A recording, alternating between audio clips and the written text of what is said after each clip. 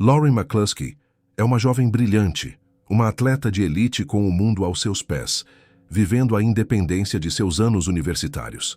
Ela faz tudo certo.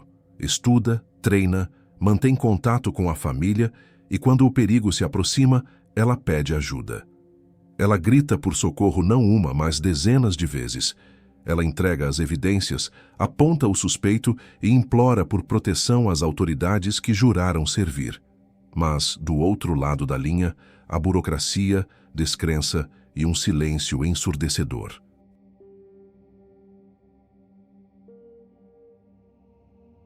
Lauren Jennifer McCluskey, uma jovem de 21 anos nascida em Berkeley e criada em Pullman, Washington, era uma figura que irradiava promessa e determinação.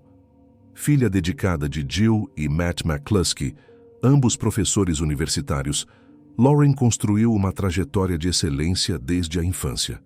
Estudante de comunicação na Universidade de Utah, ela era amplamente reconhecida como uma estrela do atletismo, competindo no desafiador heptátlon. Seu talento esportivo era inegável. Ao longo de sua juventude, conquistou o título All-American da USA Track and Field 19 vezes e quebrou recordes que permaneceram vigentes por anos.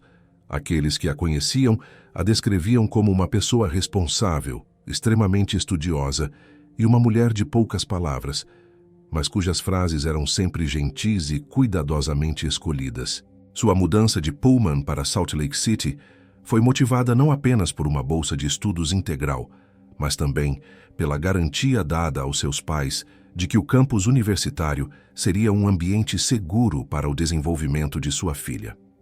Em setembro de 2018, a vida de Lauren tomou um novo rumo durante uma noite que deveria ser apenas de diversão. Acompanhada de sua amiga e colega de quarto, Alex, ela foi ao bar London Bell, um local popular na cidade. Foi lá que Lauren conheceu o segurança do estabelecimento, um homem que demonstrava interesse e cuidado, verificando constantemente se as duas estavam bem. Ele se apresentou com o nome de Sean Fields, alegando ser um estudante de ciência da computação de 28 anos que trabalhava na segurança para se sustentar. Lauren, que não costumava tomar a iniciativa, sentiu-se atraída e deixou seu número em um guardanapo para ele ao final da noite. O cortejo que se seguiu foi digno de um romance perfeito. Ele enviou flores, levou-a para escalar em um encontro criativo e apresentou-a aos seus amigos durante um jantar. Em apenas uma semana, o relacionamento intensificou-se rapidamente e os dois tornaram-se inseparáveis, com Lauren acreditando ter encontrado um parceiro gentil e atencioso. Entretanto, essa fachada idílica logo começou a apresentar rachaduras visíveis, revelando um padrão de controle coercitivo alarmante. Sean começou a impor regras sobre o vestuário de Lauren, proibindo-a de sair sem sua presença e exigindo que ela respondesse às suas mensagens imediatamente, sob risco de repreensão. O isolamento tornou-se uma tática frequente. Ele monitorava obsessivamente com quem ela conversava e exigia fotos como prova de sua localização, afastando-a gradualmente de seu círculo social.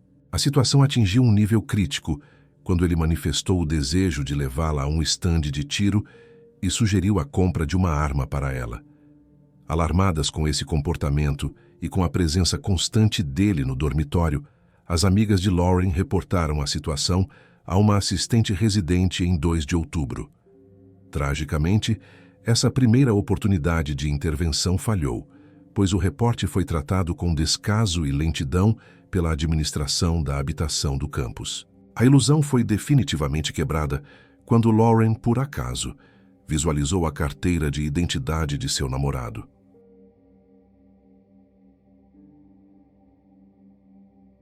O documento revelava uma realidade assustadora. Seu nome verdadeiro era Melvin Sean Rowland e ele tinha 37 anos, e não 28 como havia afirmado. Perturbada com a descoberta, Lauren aproveitou o feriado de outono para voltar para a casa dos pais em Pullman, onde realizou uma investigação pessoal na internet. O que ela encontrou foi devastador. Melvin era um criminoso sexual condenado, com registros de aliciamento de menor e tentativa de abuso sexual forçado datados de 2004.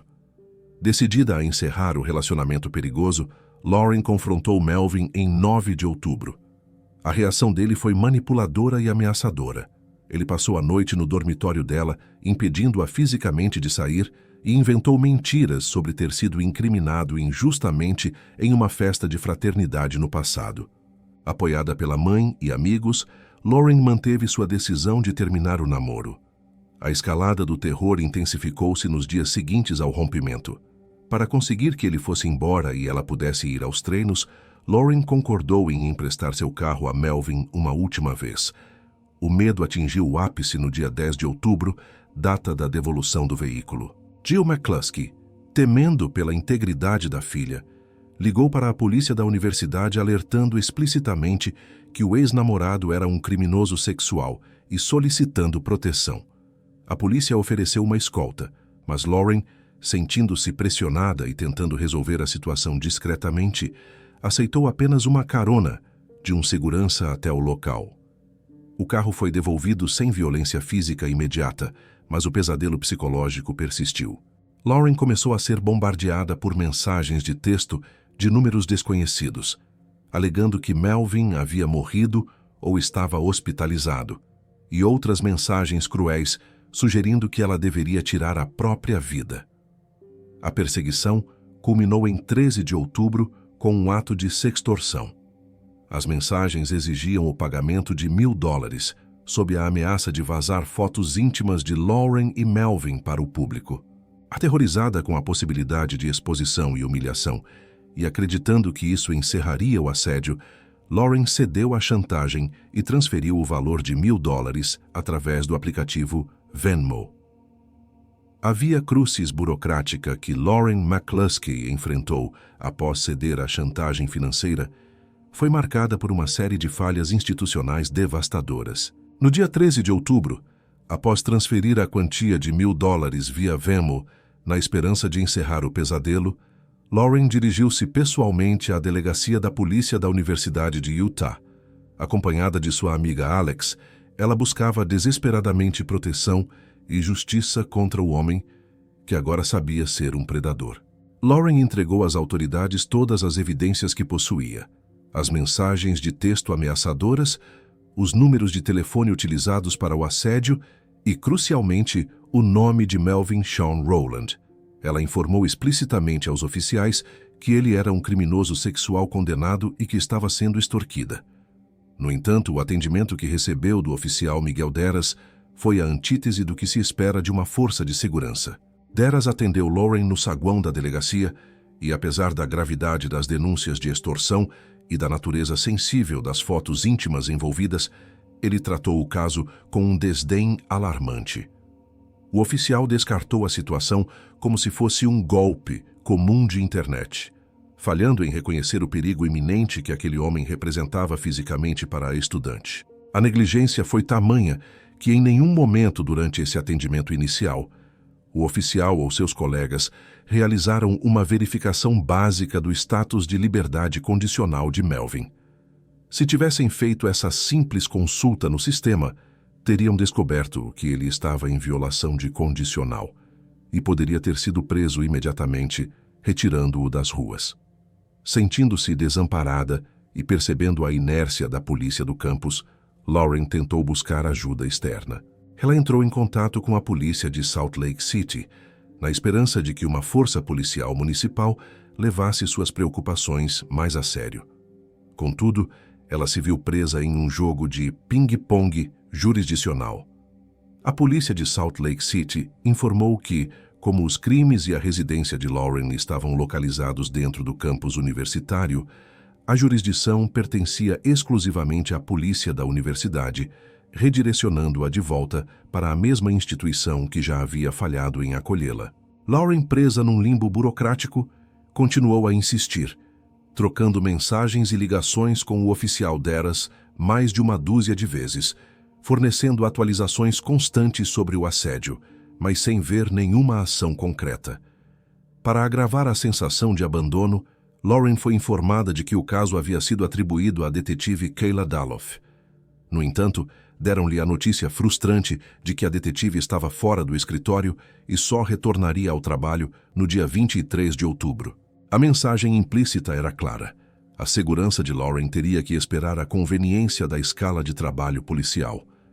Enquanto a burocracia paralisava a proteção de Lauren, Melvin agia livremente e com vantagem tática. O criminoso possuía as senhas das contas de Lauren e monitorava ativamente seus e-mails. Ele lia as comunicações dela com a polícia em tempo real, sabendo exatamente o que ela havia reportado. Isso permitiu que ele enviasse mensagens aterrorizantes como "Nós sabemos de tudo", aumentando o pânico da jovem que não compreendia como ele obtinha tais informações. O presságio da tragédia tornou-se visível e grotesco entre os dias 19 e 22 de outubro. Imagens de câmeras de segurança capturaram Melvin rondando o dormitório de Lauren, vestido com uma fantasia do personagem Deadpool, completa com máscaras e adereços, dias antes do crime final. Ele espreitava o local, chegando a ser filmado pelas câmeras apenas 1 minuto após Lauren ter entrado no prédio, demonstrando o quão perto ele estava de interceptá-la. Na manhã do dia 22 de outubro, a perseguição digital tomou uma forma ainda mais audaciosa. Lauren recebeu uma mensagem de texto repleta de erros gramaticais de alguém que se identificava como vice-chefe McLennan. A mensagem solicitava que ela comparecesse à delegacia imediatamente. Desconfiada, Lauren contatou a polícia, que confirmou que a mensagem era falsa. Apesar de fingir ser um oficial de polícia, constituir um crime sério, mais uma vez, nenhuma viatura foi enviada para verificar a segurança de Lauren ou investigar a origem da mensagem. Naquela mesma manhã do dia 22 de outubro, as câmeras registraram Melvin em ação preparatória para o ataque. Ele foi filmado pegando um carro emprestado, um veículo prata, e dirigindo-se ao campus. De forma perturbadora, ele conseguiu acessar o dormitório de Lauren com a ajuda de estudantes desavisados, que seguraram a porta para ele, manipulados por sua lábia. Ele portava uma bolsa preta e, em um momento de frieza absoluta, chegou a mostrar o conteúdo da bolsa, uma arma de fogo, para um dos estudantes dentro do prédio, que não percebeu a gravidade da ameaça iminente. O clímax dessa sucessão de horrores ocorreu na noite de 22 de outubro. Lauren voltava de uma aula noturna, caminhando pelo campus enquanto conversava ao telefone com sua mãe, Jill. A conversa era trivial e até tranquila. Lauren parecia aliviada por estar voltando para a segurança de seu quarto. No entanto, a normalidade foi estilhaçada abruptamente.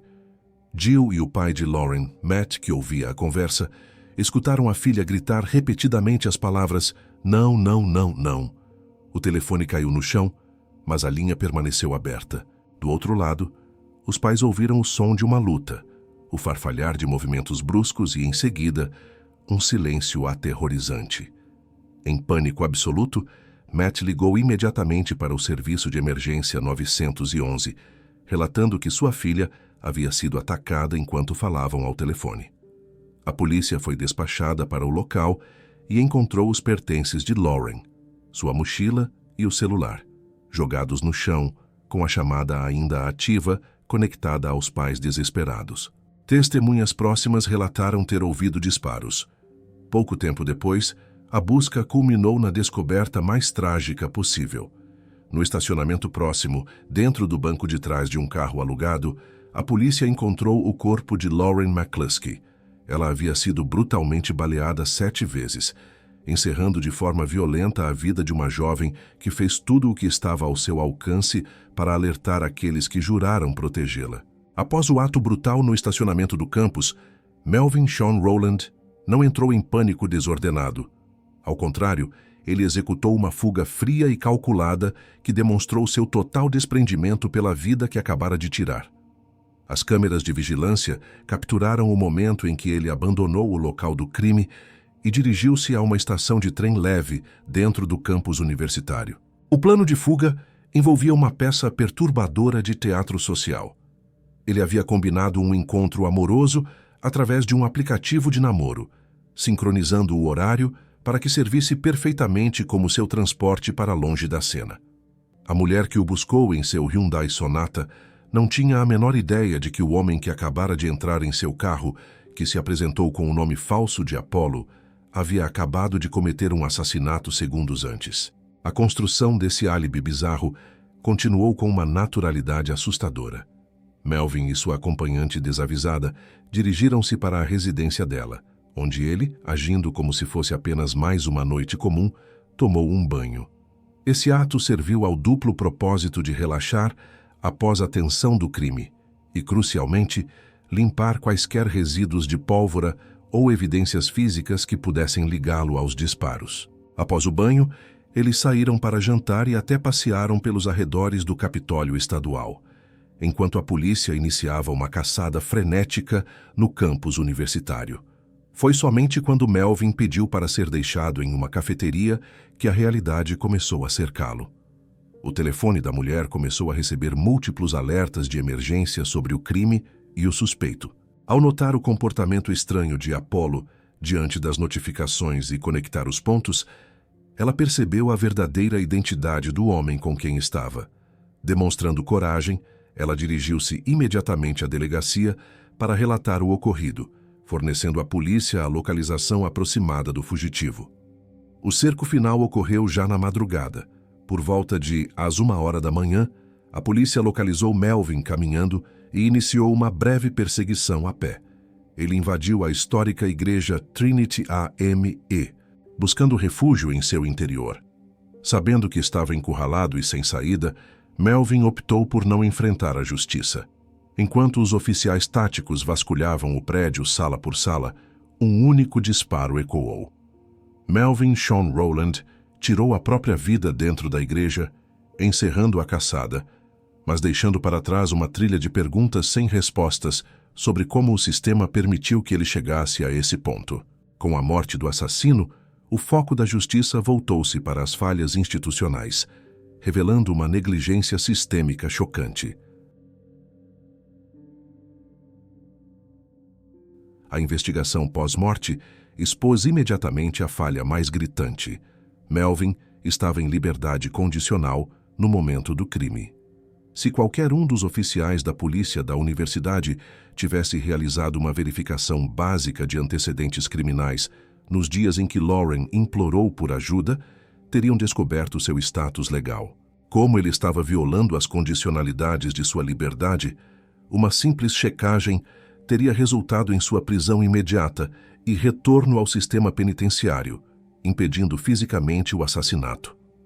Além disso, descobriu-se que sua agente de condicional sabia que ele estava usando aplicativos de namoro e falhara em revogar sua liberdade, emitindo apenas um aviso verbal. O histórico criminal que a polícia falhou em verificar era extenso e alarmante.